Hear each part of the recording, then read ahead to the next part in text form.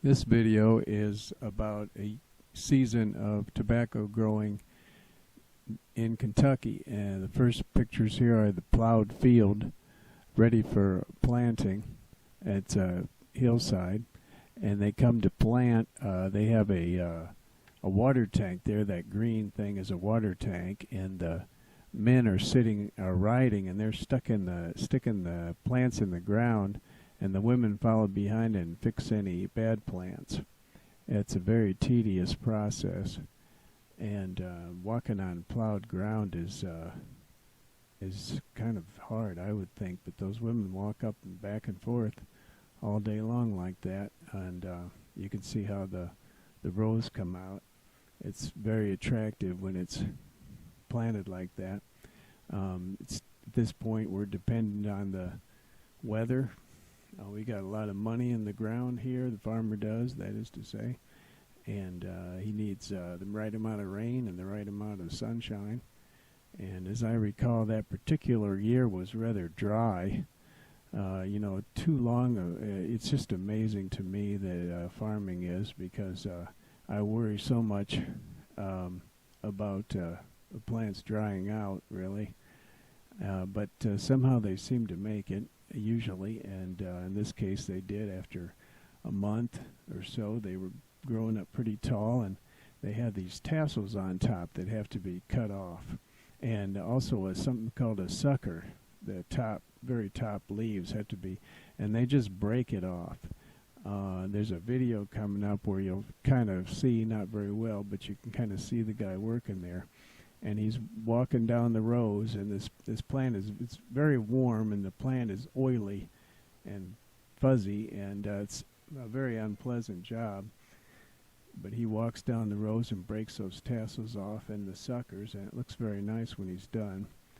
And then it grows for another month or so and begins to turn yellow, which is very attractive. And the guys come along and cut it with a tobacco knife, which is like a thin sheet metal that's on a wooden sharpened, and it's on a wooden stick. And then they cut the tobacco plant and stab it onto this stick. And the stick they've got a little metal spear on the end of it, which in a second here he's going to pull that spear off real quick and put it on the top of another stick, jab the stick in the ground, and then he goes along and attaches more tobacco plants. He's going to put about 6 tobacco plants on each stick, and he has to work pretty fast to get paid. In some cases, it looks kind of good in some ways when you look at it, when they're all staked and sitting in the field, but there's a lot of weeds too. So then they come along later, after it's all cut and staked, and they pick the stakes up and load them on the wagon to take them to the barn. As you can see, that they get quite a lot of tobacco on one wagon.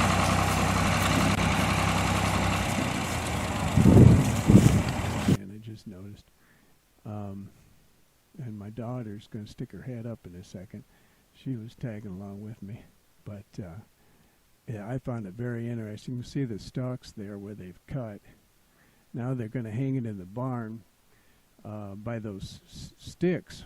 And it's really rather dangerous job to pass it all the way up into the high reaches of the barn. And it hangs on a system of rafters up in there. And it is quite high when you get to the top of it. And they hang it in stages all the way down, so it's completely filled and hanging with tobacco. And this barn has louvers on it, so that they can control the amount of air that's allowed to enter and exit. And there's a certain trick to it, which I don't know what the trick is, but there's a way that you do it. They call it burley tobacco. It's supposed to be very high quality, and when you do it this way.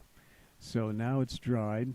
There's the louvers I was speaking of, and that wagon outside has the stalks on it. After they let it down and set it on the floor on plastic. You can see some snow there, and then they'll grate it and bale it in a little room. There's a little room that hangs off of every tobacco barn.